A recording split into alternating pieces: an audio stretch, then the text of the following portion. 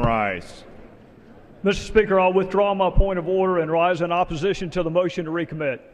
The reservation is withdrawn and the gentleman is recognized for 5 minutes. Thank you, Mr. Speaker. I want to talk for just a moment as colleagues, not as Republicans or Democrats, not as members of the majority or the minority, but colleagues who are blessed to serve in the United States House of Representatives, the People's House, with all the tradition, with all the history, with all the laws that have been passed, with all the lives that have been impacted. I want us to talk as colleagues because our foundational document gave us, as the House, unique powers and responsibilities. We run every 2 years because they intended for us to be closest to the people.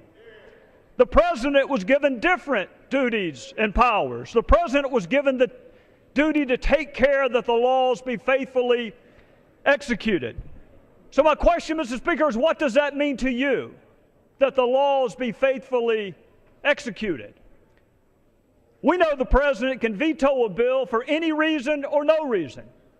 We know the President can refuse to defend the constitutionality of a statute, even one that he signs into law.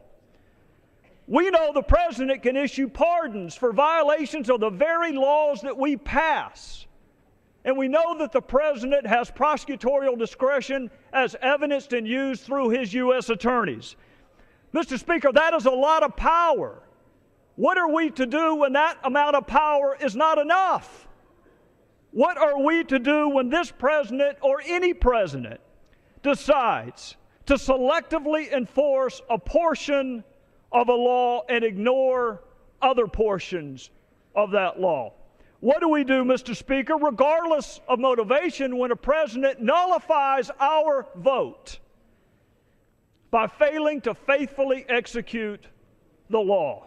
How do we explain waivers and exemptions and delays in a bill passed by Congress and affirmed by the United States Supreme Court? How do we explain away a refusal to enforce mandatory minimums that were passed by Congress and affirmed by the Supreme Court? And why pursue, Mr. Speaker, immigration reform if presidents can turn off the very provisions that we pass? You know, in the oath that brand new citizens take, it contains 6 different references to the law. If it's good enough for us to ask brand new citizens to affirm their devotion to the law, is it too much to ask that the president do the same? If a president can change some laws, can he change all laws?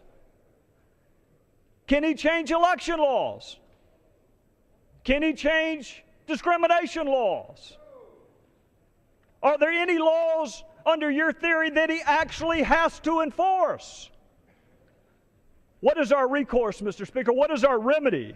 Some would argue the framers gave us the power of the purse and the power of impeachment, but Mr. Speaker, those are punishments, those are not remedies. What is the remedy if we want the executive to enforce our work? This bill simply gives us standing when our votes are nullified. This bill allows us to petition the judicial branch for an order requiring the executive branch to faithfully execute the law. Mr. Speaker, we are not held in high public esteem right now. Maybe members of Congress would be respected more if we respected ourselves enough to require that when we pass something, it be treated as law. Maybe we would be more respected if we had a firmly rooted expectation that when we pass something as law, it be treated as law.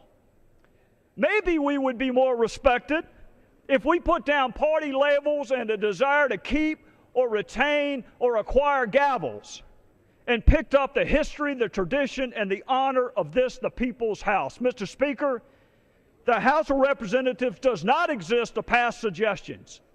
We do not exist to pass ideas. We make law. And while you are free to stand and clap when any president comes into this hallowed chamber and promises to do it with or without you, I will never stand and clap when any president, no matter whether he's your party or mine, promises to make us a constitutional anomaly and an afterthought. We make law.